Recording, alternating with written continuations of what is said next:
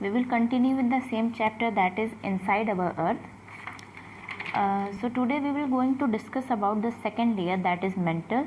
So the first thing is the layer between the core and the mental is known as moho. Again, mental can be further subdivided as upper mental and lower mental. So the boundary between upper mental and the lower mental is known as Repetit boundary, and between the crust and the mental and you have moho discontinuity, and between the mental and the core you have another boundary which is known as Gutenberg boundary. So between mental and core you would have Gutenberg. Now some basic characteristic of mental. First is what? Mental is around 2900 kilometers thick. It is 85% by volume and 64% by mass. So it is mainly made up of iron and silicates.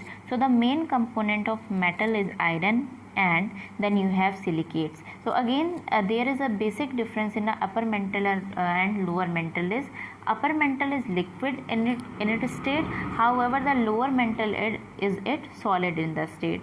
So the mental is the portion of our planet that lies between the earth crust and core. So in terms of volume, the mental makes up 84% of the earth, making it by far the largest portion of the earth. So the mantle is rocky and solid, largely made up of silicates, minerals such as pyroxene. So despite their solidity, mantle minerals can undergo deformation, and over geological time large portion of the mantle convect.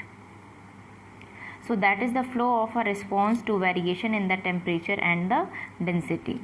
Then on the basis of mineralogy, the mantle is divided into three main layers. The upper mantle that extend from the base of the crust, which is about 410 kilometer depth, and the transition zone, which extend down to about 670 kilometer, and the lower mantle which extend down to the core mantle boundary at about 2900 kilometer depth.